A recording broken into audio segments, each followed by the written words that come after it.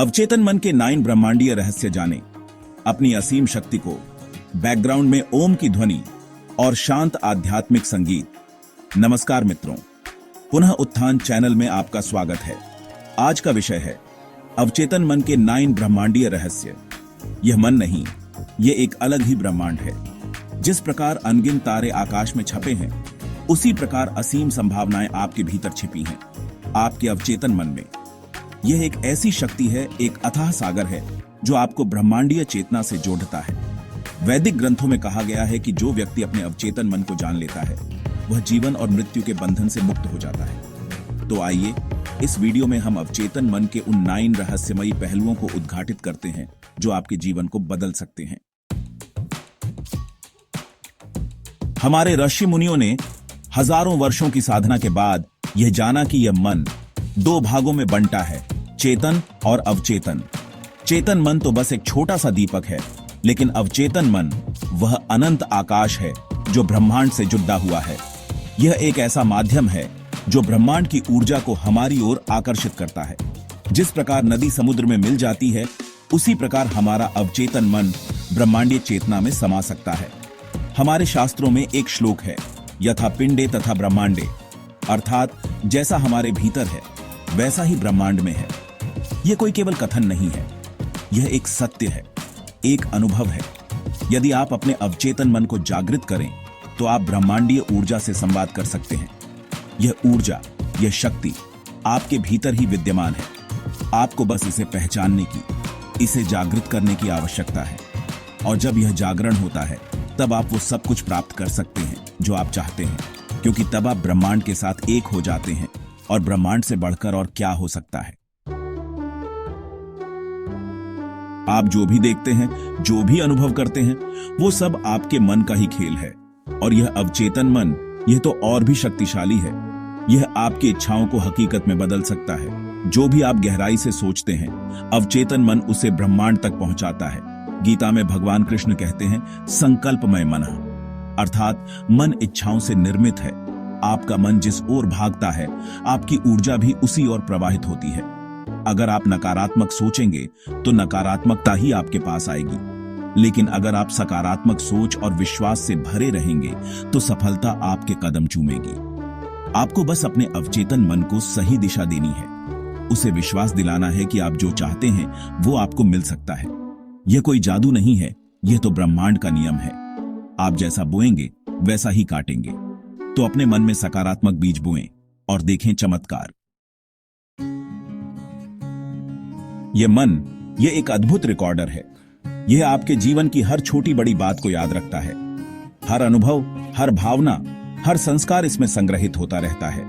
वैदिक ग्रंथों में इसे चित्त कहा गया है। एक श्लोक है, चित्तम धारकम स्मृत्या, अर्थात चित्त स्मृतियों का भंडार है। यह भंडार आपके अतीत, वर्तमान और भविष्य को जोड़ने का काम करता है। आपके अतीत के अनुभव आपके वर्तमान को प्रभावित करते हैं और आपके वर्तमान कर्म आपके भविष्य का निर्माण करते हैं। अवचेतन मन में संग्रहित ये स्मृतियां कभी कभी अच्छे रूप में और कभी कभी बुरे रूप में आपके सामने आती हैं। अगर आपके अतीत में कोई दुखद घटना हुई है तो उसकी स्मृति आपको बार बार कष्ट पहुंचा सकती है। लेकिन अगर आप अपने अवचेतन मन को समझ जाएं तो आप इन नकारात्मक स्मृतियों से भी मुक्ति पा सकते हैं। आप अपने अतीत को एक नए नजरिए से देख सकते हैं और उससे सीख ले सकते हैं। याद रखें, अतीत को बदला नहीं जा सकता, लेकिन उससे सीख जरूर ली जा सकती है। और यह सीख आपके भविष्य को सुंदर बना सकती है। रात को जब आप सोते हैं, तब आपका चेतन मन शांत हो जाता है, लेकिन आपका अवचेतन मन तब भी जागृत रहता है। और तब वह आपसे बात करता है स्वप्नों के माध्यम से। स्वप्न केवल कल्पना नहीं होते, वे आपके अवचेतन मन के संदेश होते हैं। वे आपको आपकी अंदरूनी स्थिति के बारे में बताते हैं। कभी कभी स्वप्न आपको भविष्य की झलक भी दिखाते हैं, लेकिन यह जरूरी नहीं कि हर स्वप्न सच हो। ज्यादातर स्वप्न तो बस आपके मन के विचारों और भावनाओं का प्रतिबिंब होते हैं। लेकिन कुछ स्वप्न ऐसे भी होते हैं जो आपको कोई महत्वपूर्ण संदेश देते हैं। ऐसे स्वप्नों को आप अनदेखा न करें, उन पर गौर करें और उनके अर्थ को समझने की कोशिश करें। हमारे ऋषि मुनियों ने स्वप्नों का विज्ञान विकसित किया था। वे स्वप्नों को समझकर भविष्य की घटनाओं के बारे में जान लेते थे।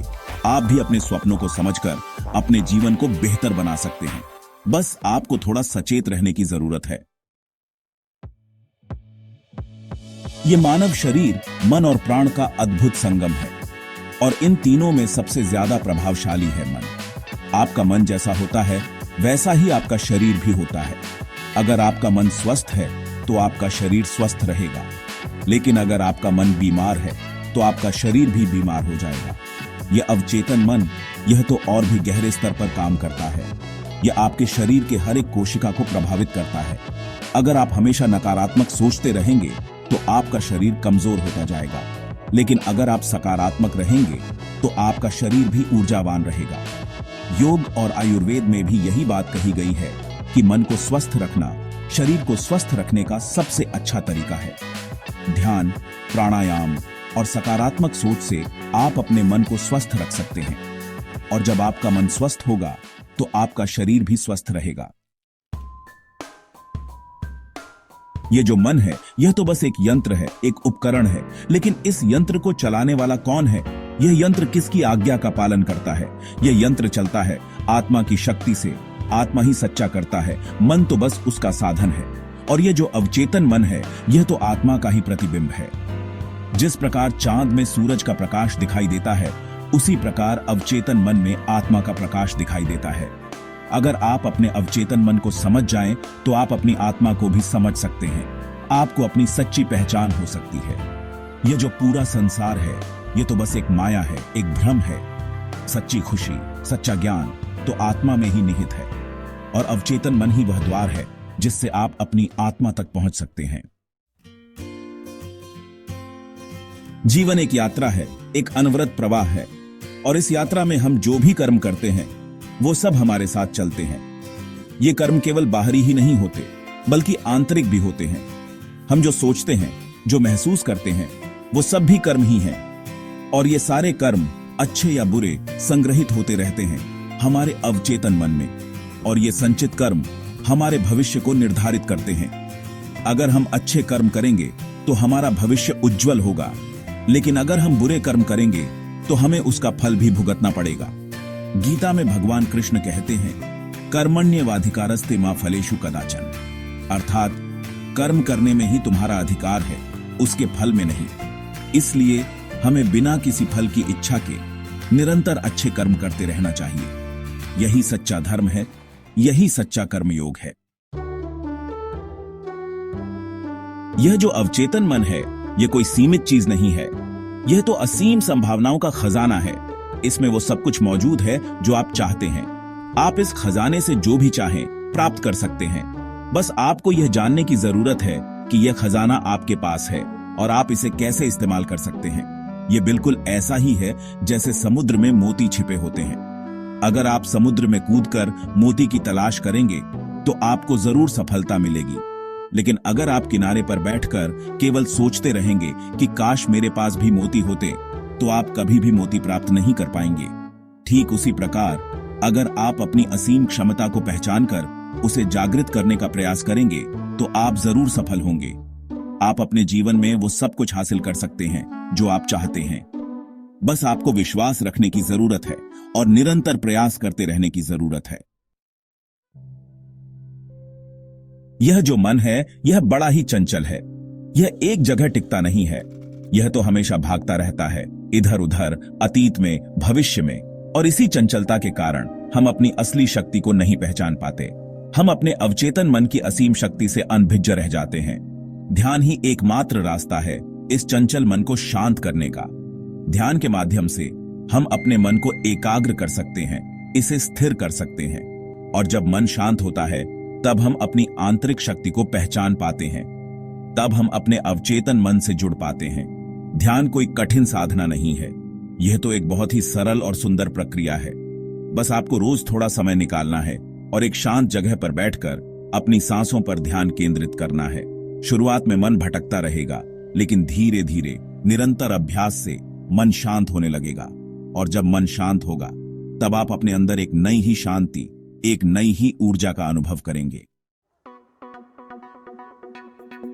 मित्रों, अवचेतन मन एक अनमोल शक्ति है। यह एक ऐसा सागर है जिसमें अनंत मोती छिपे हुए हैं। यदि आप इसके 9 रहस्यों को समझकर अपने जीवन में लागू करें तो आप अपने भाग्य को स्वयं रच सकते हैं। याद रखें, आपका मन ब्रह्मांड का प्रतिबिंब है। इसे जागृत करें, इसकी शक्ति को पहचानें और चमत्कार देखें। जब आप अपने अवचेतन मन के साथ एकाकार हो जाते हैं तो असंभव कुछ भी नहीं रहता। वीडियो को लाइक करें, अपने विचार कमेंट में बताएं और चैनल को सब्सक्राइब करना न भूलें। इस अद्भुत यात्रा पर हमारे साथ बने रहें, जहां हम मिलकर जीवन के गूढ़ रहस्यों को उजागर करते रहेंगे। हरि ओम।